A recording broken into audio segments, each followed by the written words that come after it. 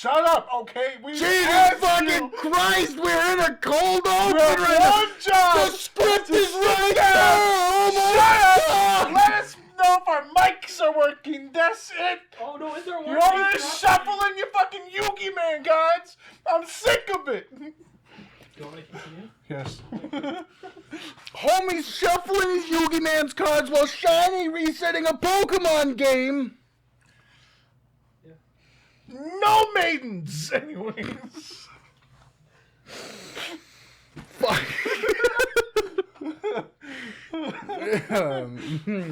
Season 2. Now with more bullying. Hello and welcome to the Mana Flood podcast, the only podcast where the boys decided a hand with 5 lands, an arcane signet, and a soul ring was a good enough hand to start. Get your floaties ready because the episode starts now.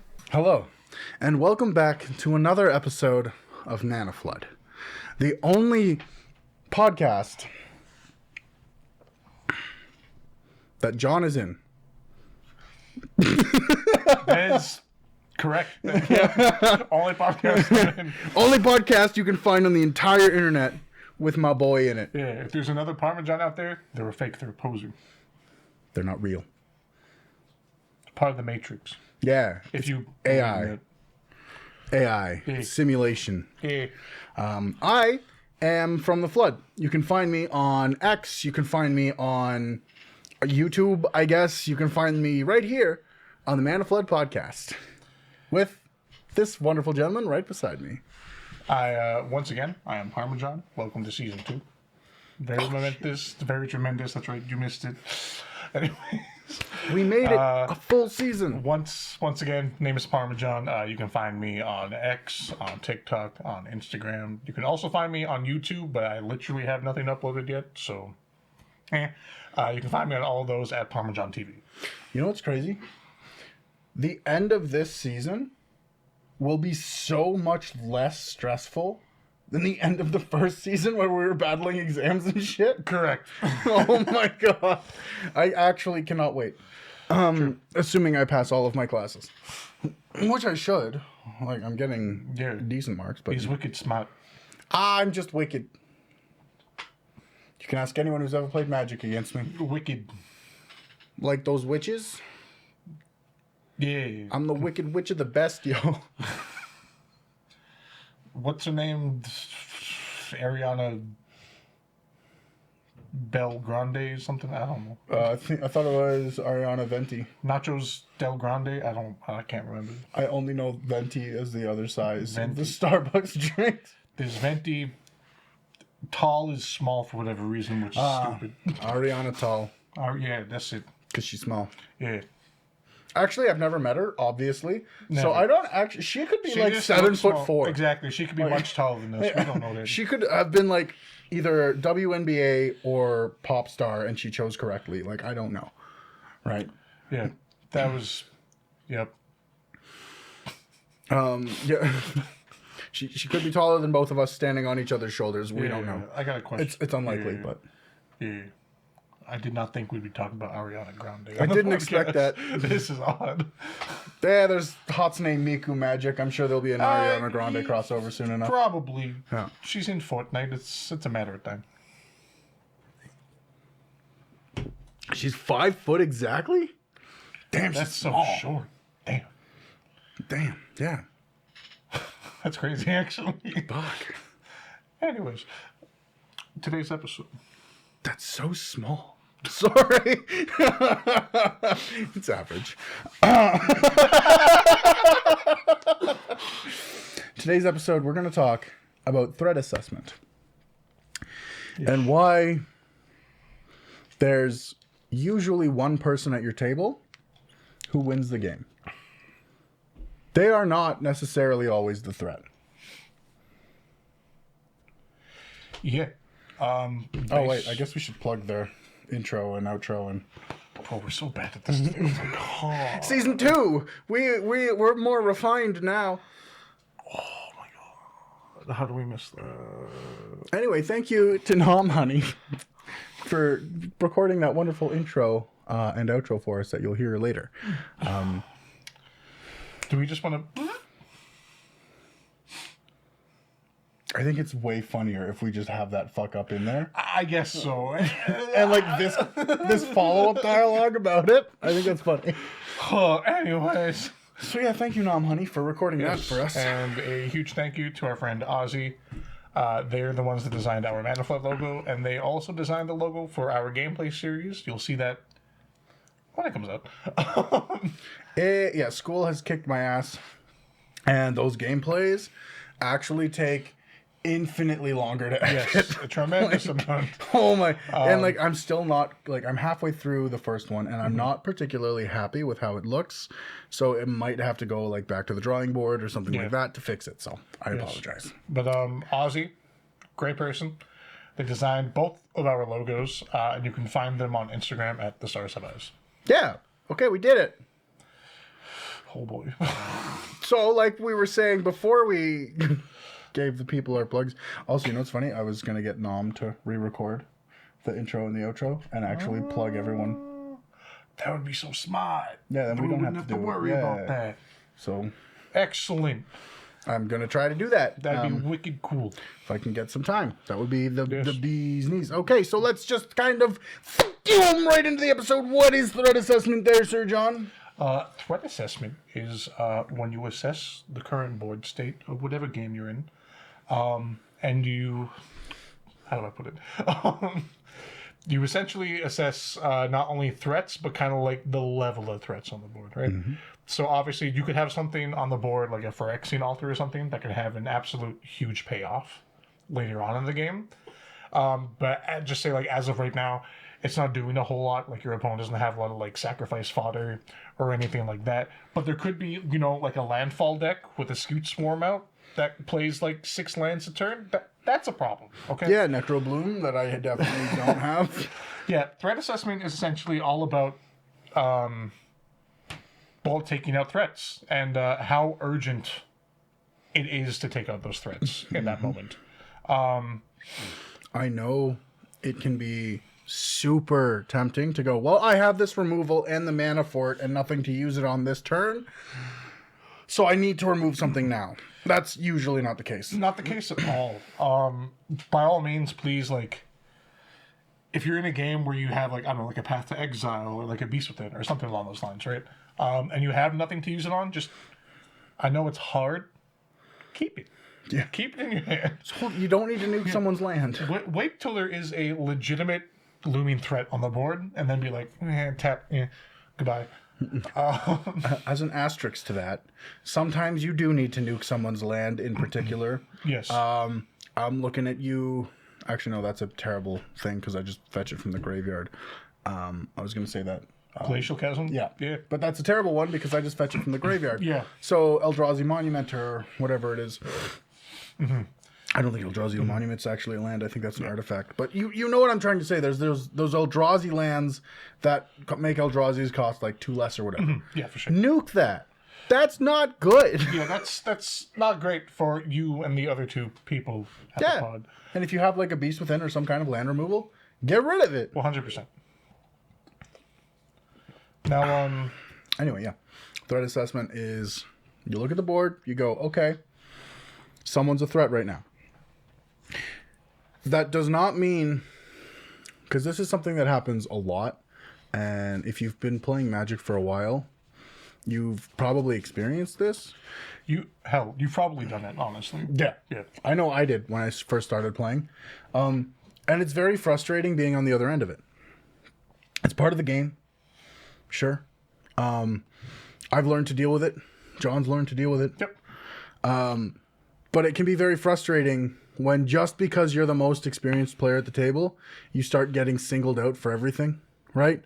Like, I'm sorry, all I have, it's turn 10 and I have 3 lands and a Sakura Tribe Elder.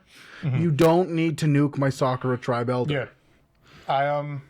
As a new player, I of course remember being that new player. I understand it's very scary, you know, when somebody's at your table and they've won multiple times before, and you know that they're an experienced player, they're a very good player, right? So the need to want to like just kind of like nuke them or take them out immediately is very strong, and I get that, of course. Yeah, like experienced players are more likely to both have really good deck synergy and know what their decks do, and be able to play their decks incredibly well. Yes. Right? That's Exactly. That happens. Yeah, That's 100%. comes with playing the game. That being said, right, just because they are that experienced player, just because they do play their decks very well, all that kind of stuff, doesn't mean that in the current present board state, is their board necessarily impressive or threatening at all whatsoever.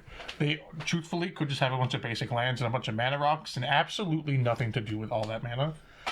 In which case, probably don't target them. Probably target the dude like a Bolas of Citadel or like the other dude who has a bunch of tokens. If they're playing particularly slow, probably don't. Yeah, if they're doing poorly, and 9 times out of 10 they will tell you, look, I'm doing poorly, I'm not the threat.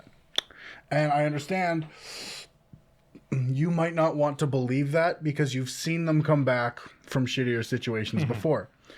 But I think the reason that you've seen them do that is because they have better threat assessment. Yeah. It's not because they came back because they pulled the magic god card. Sometimes, sure, that happens. I've done that to you many a time.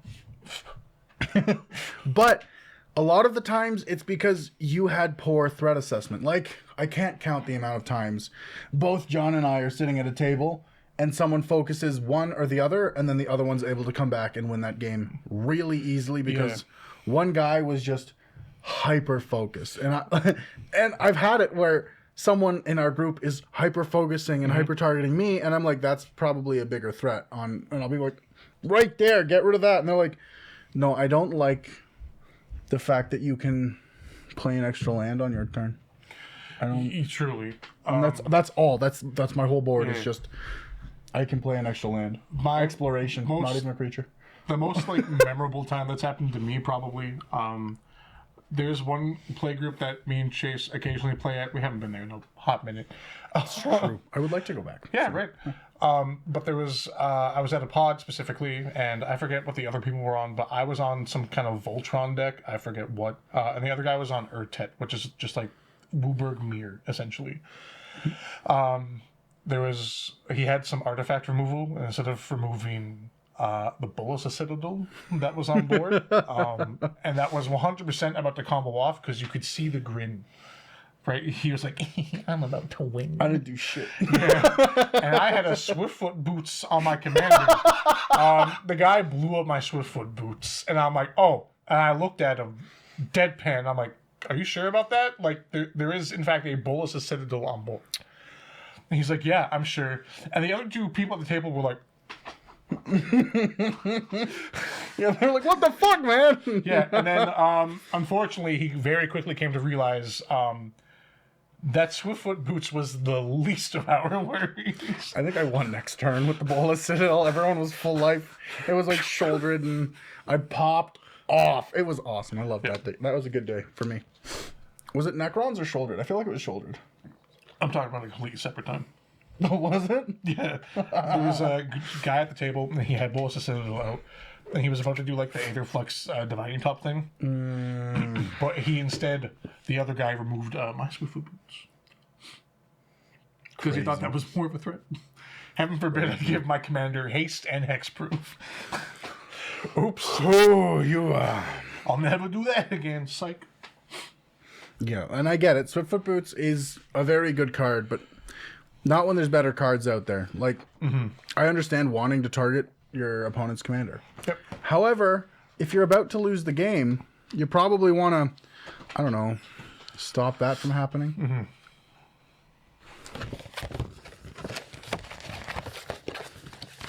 Sir? Expired coupon ripping ASMR. Sir? This is the Magic Podcast. Sir? Bonus. Bonus what? Oh, 10 free games. 10 free games. They're expired. December 31st, 2024. Audio boy, take the pamphlet away from him.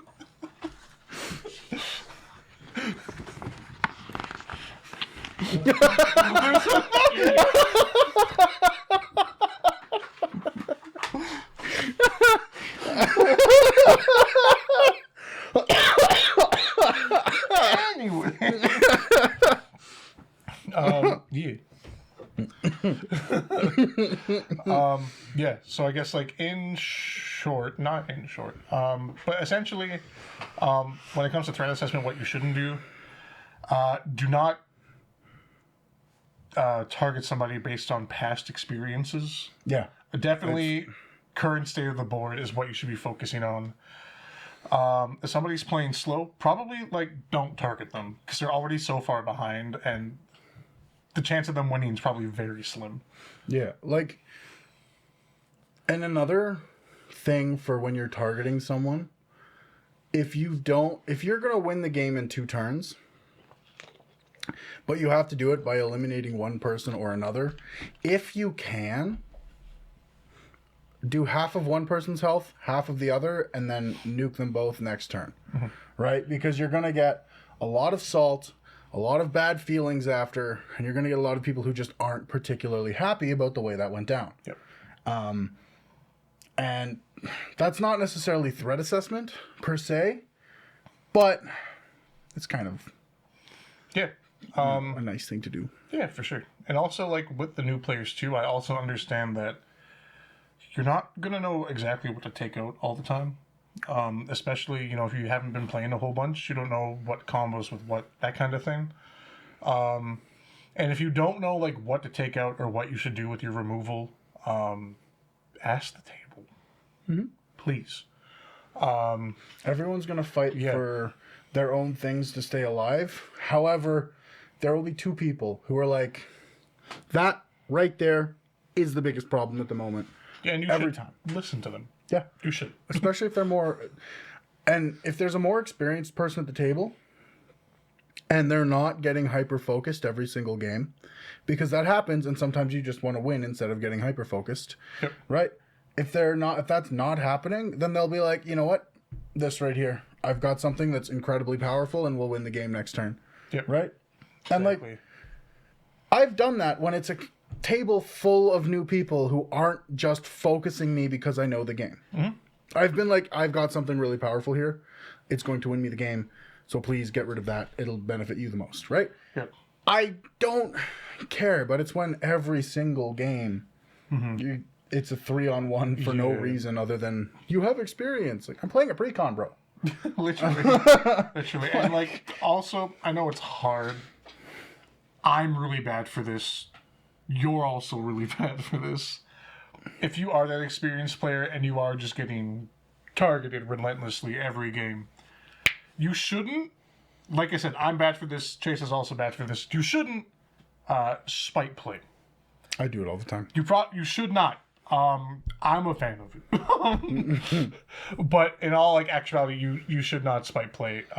You should also adhere to the basic threat assessment rules. And not target somebody because they targeted you. Yep. And I am super bad for this. However, being hyper aggro, and I've learned this because it's happened enough times, but being hyper aggro at someone who is trying to focus target you for no reason will get the rest of the table to not focus target you in the future because they'll be afraid to. Yeah. And they will do it only when you have a legitimate threat on the board. So it's one way, it's not the best way, but it's one way technically of teaching threat assessment. Just go hyper aggro and don't let them play the game, right? Yep. Like playing mono blue, every counter spell, doesn't matter what they're playing, goes towards them, right? Yep. It's not fun for anybody at the table, as we've said, but spite playing is, we're bad for it, and we got to work on that, but. Yes. I'll be the first to admit I need to work on my spike plays, 100%. but I am one of the pettiest people when it comes to playing Magic, and it's bad. I shouldn't be. yeah, right. It's a card game that I enjoy playing, Yeah. but Also, another very important thing when it comes to threat assessment, we've said it in a couple of our episodes now. Priority. Please, if you are going to respond to something or remove something, make sure priority is in the correct order. And yeah. Also, something that's very funny, just complete tangent, means nothing, but I remember the last time I went to our LGS with you. The owner went and he's like, "Why do you want to play in this guy's pod?" Like, he's just such a little he's such a prick when he's playing with other people, and he's always winning, and it's not fun. And I was just like, this man has no idea. This man has he doesn't know. Man has not felt my pain. Like I am that to John. Of Chase's ability to Yukimoto top deck the fucking one of his win cons right off the top, and of course I have no removal in hand, and Chase just goes. And with that, I win the turn before John wins the game. Literally, I'm about to win. Bro. It's not even like a one-time thing. This is a regular occurrence. My favorite part about it, you'll be tapped out because you were like, okay, no one can do anything. I win next turn unless Chase pulls this one really hyper-specific card. And then next turn, I pull that one really hyper-specific card, and John's just like, fuck! I go home. I down a couple shots of whiskey. I make some terrible life decisions. It's a bad time for me. Yeah, and like in particular, but that just made me laugh so hard when he came up. He's like, "Man, this guy's such an ass to play against," and I was just sitting there, fucking shit-eating grin, like, "Oh my god, he also, has no I have idea." just realized, not gonna name names, but that one specific person has never played against me. Literally never. Yeah. Oh wait. Once or twice. And I'm pretty sure they won. So I think it's reputation. yeah, John. true. Yeah, fair. Okay. I love that guy. Yeah, Yeah, it's fair. Dude. It's fair. It's fair. you got me I'm there, bro. the absolute worst when it comes to playing Magic. I love the game. I love making weird and wacky shit, but also I like having really powerful decks for when we, like, I remember when we went up against that guy who somehow every single turn pulled two of their fast manas. It wasn't even like it was the two same Yeah. like fast manas both games. It It was was like crazy. Mana Vault and in two separate decks. it It was Mana Vault and Mana Crypt. Yeah, back Yeah. before that one was banned. Yeah, rest in peace. I miss it. I still want one. But yeah, like both games, a dude like turn one just laid out both of those. We're like, oh, okay, that's intimidating, but sounds good. And Game both two comes along, boom, boom. We're like, how you gonna? And it's funny because we still beat him both those games because he was like, "Oh, it's that power level. Guess I'll pull out my stronger deck." And then that game, John dummied him. I dummied him the first one. You dummied him the second one. I remember him asking like me what deck I'm playing. I'm like, oh, Kinnan. He's like, oh, and I'm like, no, it's like very budget CEDH. There's no like crypt or anything in it. He's like, all right, well, I'm still gonna play this deck. I'm like, oh, okay, fuck me. But yeah, still be dummied fair, him. I Next was game- playing Bruvac at that Yeah, table. next game Chase is on Bruvac, and he's like, I mill everybody. Turn 3, I know everyone. Yeah. Bye bye. That was fun for me. For you. I actually kind of like the Bruvac games because like when you win, it's fairly quick. Just GG next game. GG next. It was quick. Yep. I taught someone a lesson like, don't be mean at the table. And there's GG be next, mean. and we're playing shouldered or something. Yeah. And shouldered's really unique because I don't attack. No, you just However, I'm constantly a threat. Right? yeah. I It's a fun little deck. Maybe I'll play it. there's a deck I want to build. I want to build it budget first. But the last time I was at our LGS playing Magic, I borrowed a Heliod deck, but it was the Heliod from Arch of the Machine. Ooh. And the flip side says spells you cast cost X less, where X is the number of cards your opponent drew this turn. Oh, that's mean. I love that. Right? It's so cool. He calls it Wheelion because he just wheels everybody. It makes I it so, love that. It's awesome. He Yeah, drops I- down artifacts Yeah, and stuff. I Yeah. had a lot of fun playing it. It was an awesome deck. He had like Teferi's Puzzle Box, so everybody like wheeled every turn. There's a Teferi's puzzle box in shouldered. You know what I've never drawn in shouldered? Teferi's Puzzle Box. Teferi's puzzle box. I know. Damn. Like, to be fair, it's a win. Like, I win that game. Like, what are you gonna do? You need artifact removal, or I win in like 2 turns. This is true. Yep. This is true. It's very mean, but I forgot the one time you played Helm of the Host on Shieldred. The panic was so real, and nobody had removal. nobody Like, had artifact removal. Though I get rid of the shoulder. I was like, That's fine. I have 2 more. they're just gonna move Helm of the Host this turn. Oopsie doopsie. I got him back. Fuck. Guess who's back? Yeah, that was good game. Yes. I can't remember where I put my commander's plate, but if I didn't put it in there, I should put it in there. Probably. That would be fun. That'd be For very me. fun. Yeah, because then it has protection from everything that's not black. True. Oh, it's Yeah. That deck is like 50% protecting shouldered, 50% draw cards. I also like how you're like, this deck's not quite finished yet, and then we're like, Chase, It's not. it's not, but like it doesn't need to be. Yeah, because to quote unquote complete it, it might actually end up making it CEDH viable. It would be to slap in like as many tutors as I can find. Yeah.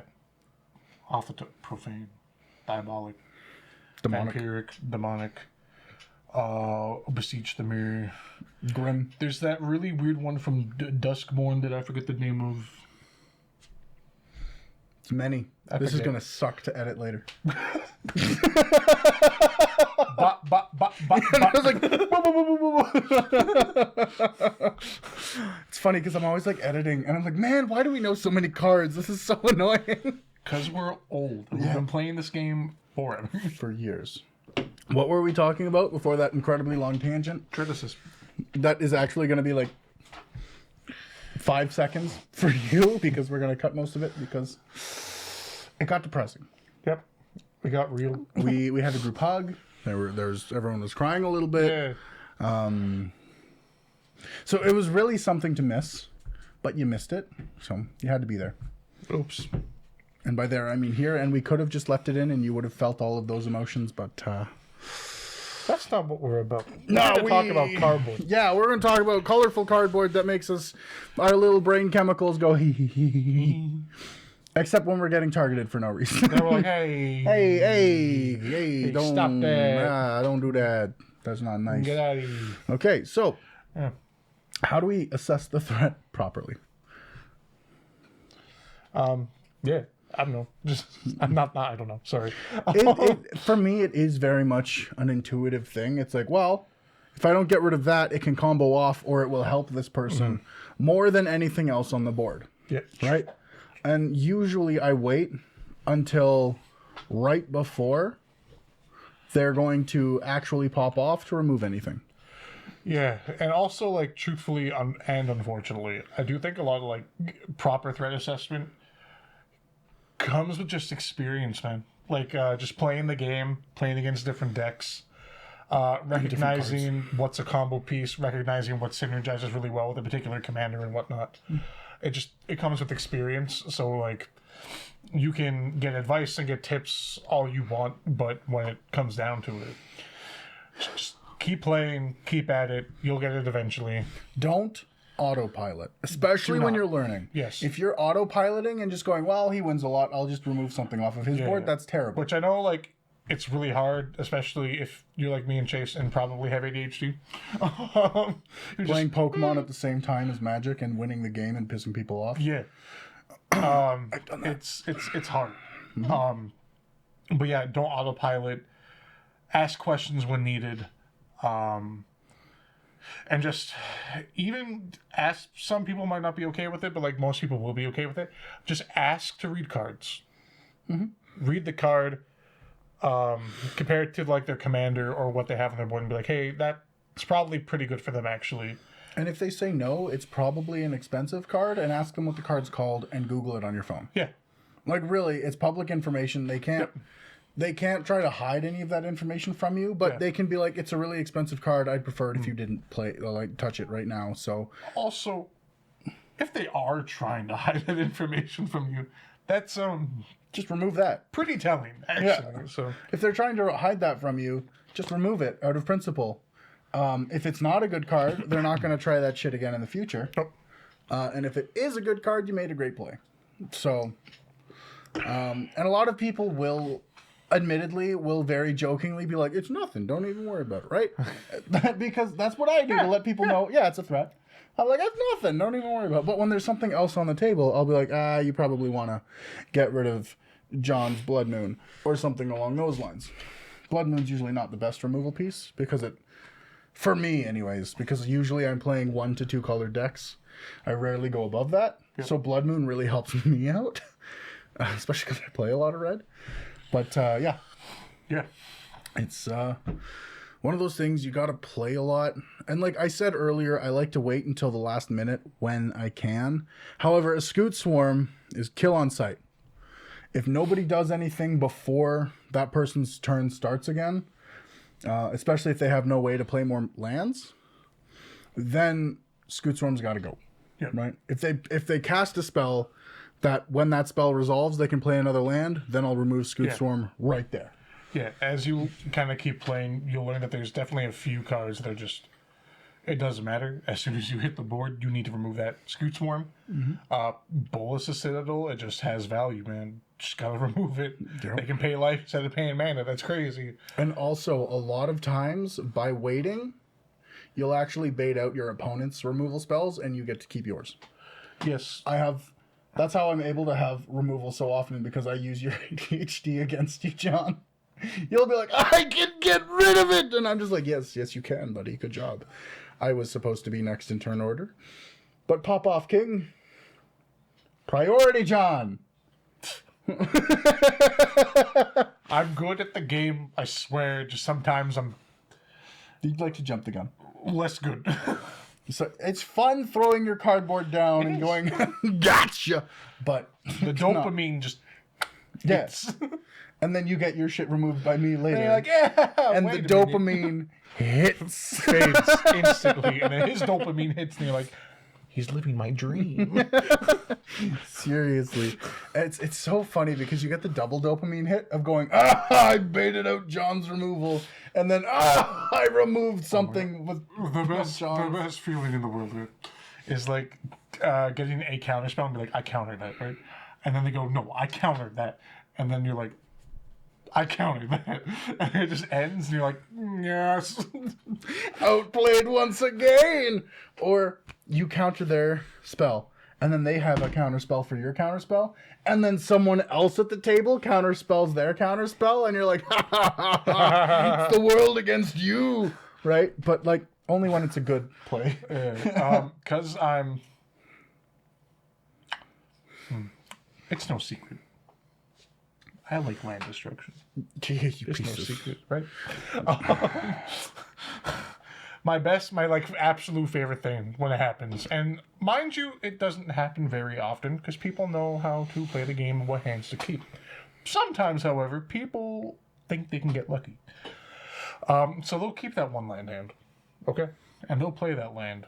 And by some miracle, you can play a Beast Within or something, turn 1 or turn 2, and you remove that land. And they do not draw any more lands. You remember It is that? the most satisfying. You remember that game where Arch Enemy game where I wheeled everyone turn 1, and you remember that, John?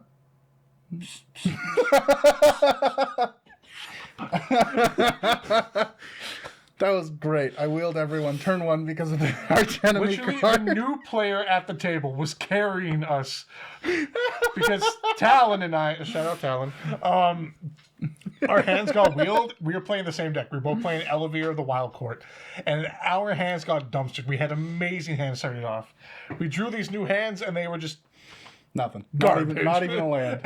No lands, nothing to draw, nothing to play, like just garbage. And my favorite part about that wheel was the only reason the new player didn't get completely fucked over was because I chose not to wheel him. Like, I could have just been a good guy, but I was like, nah, let's see what happens. And it was the turn 1 wheel. God, that's so... Arch Enemy is brutal. We now have a new rule 0 where you can't do that in Arch Enemy anymore. Welcome to Watch Mojo. Here's the top 10 reasons why you shouldn't play Arch Enemy. It's such a fun format. That is It's admittedly... fun, unless you get wheel turn 0 into a shit hand. Admittedly, that's the only time we've played it. But it's It's the only fun. time I play with you. Hey, man, I can't help it. Imagine if I'd done that with Eldrazi. The game would have been quick, actually. Never mind. Would have been much quicker than the Would have been much pre-cons. more enjoyable. Yeah. But, oh, man, that was Yeah. an experience. Anyways, threat assessment. If you're playing Arch Enemy, the threat is probably the Arch Enemy. However, Arch Enemy being the Arch Enemy is a really, really good way to learn threat assessment. Threat assessment. Yeah. Yeah. Threat assessment. Playing Arch Enemy with your friends is a great way to do it. You don't even need the physical cards anymore. You can get an app that has the cards on it. What the app called? I don't know if Companion has them on there, but there's an app called Life Tap, which is the one I use.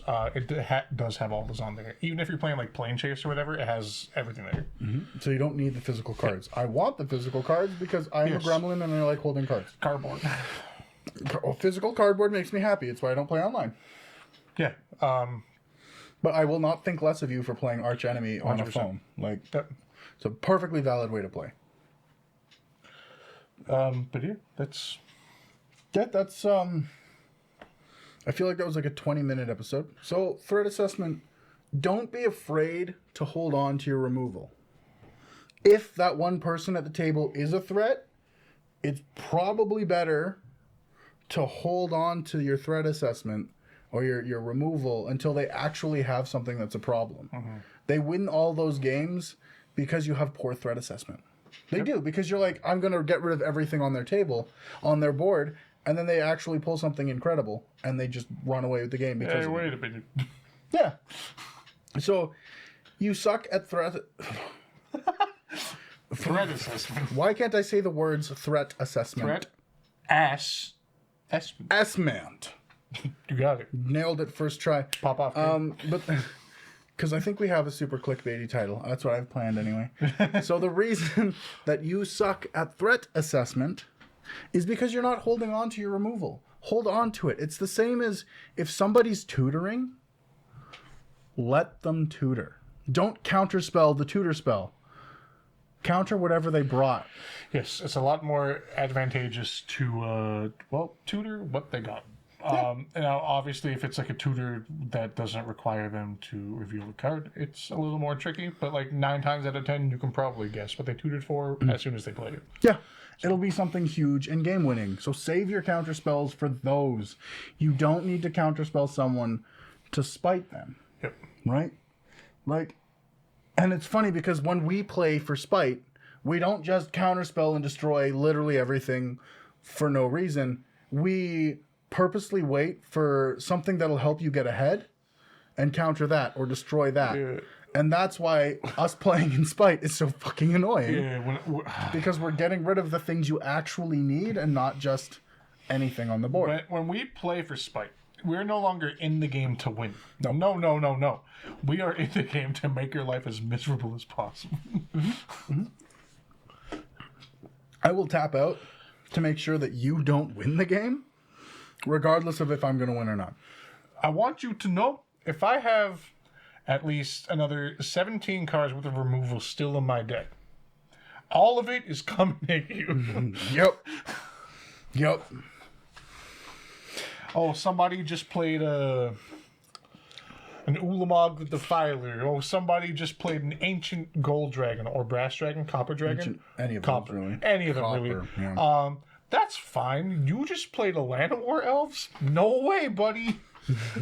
Gotta go. That ramp is a threat, and it needs to be dealt with immediately. Sir, and that's me 1 green mana. That's a lot. That's 1 extra mana. What are you going going to do with that on Who your next turn? knows? Yeah, no. But it's a 3/3 elephant now. Get fucked. Yeah, when we play for spite, we play to keep you out of the game. It's not a way you should play. It's very toxic. It leads to a lot of bad feelings, and it's usually our last game of the night because we realize, okay, I've gotten a little bit salty today. I'm done until next time we decide to get together and play. Yep. And I'm blessed because I have a lot of times that I play during the week. But yeah. Skibbity boo. Skibbity. Threat assessment. I'm an adult, and I'm going to say skibbity toilet. Rising in Ohio. I don't know any other shit slang for kids. Phantom tax. Phantom tax. Man, I need to, like... No, you don't. I was going to say, like, this is going to sound really bad, but I need to tune my son out less. He just has such... And they... Oh, my man. They have like they say "let's go" in the worst way. Yeah. Like, come on, man. Oh, sometimes when I'm like doom scrolling on like whatever social media app I'm on, I'll end up on like the wrong side of shit in that like I'll end up on memes that are like cool with today's kids. And I'm like, none of this makes any sense. It is all brain rot. What are these words and why do kids like? Yeah, okay. Just play Mono Red for fuck's sakes. yeah. Fuck. What's this counterspell garbage? Yeah. All right. Well, I guess we can end it there. We've gone on a tangent. This episode has no structure. As always, if there's anything we can do to improve, if there's anything you'd like to see going forward, please let us know. We want to improve and make this the best quality we can. Yes. I'm fine. I didn't joke. It's fine. No, man. Everyone randomly coughs in the middle of their co-host's sentence. No. It's just a normal thing that happens. Accidents happen all the time. Yeah, that's how I'm here. Same, dude. Same, dude. I guess I should end this. Once again, I am From the Flood. You can find me on X, YouTube, Twitch sometimes. Not often, because I need to set up a streaming room and get some soundproofing and all of that so I can actually stream again. But I want to. I'm thinking of doing like Pokemon if I can ever get, again, a room for it. Yeah, so there's my future plans. The wonderful gentleman beside me here. Once again, I am Parmesan. You can find me on X, Twitter. Those are the same thing. X, Instagram, TikTok, and YouTube, And where I Twitter. have no uploads, but I have it. At Parmesan TV. You can basically catch me, aside from YouTube, shit posting about Magic, and sharing combos that I think are funny, but literally nobody else does. I do. I think they're funny until you play them against me, and then I'm like, that's stupid. I appreciate that. That's right. I support your antics. Epic. Good to know. Perfect. And once again, thank you so much to Nom Honey, who recorded this outro that you're going to hear right now. Thank you for listening to the Mana Flood podcast. Any references to companies or other content creators in this episode are done strictly out of love for the brand, as we are not sponsored. If you would like to contact us, our email is floodedmanapool@gmail.com or find us on X at floodedmanapool. You can also contact the host directly at From the Flood or at Parma John. Have a good day. Bye.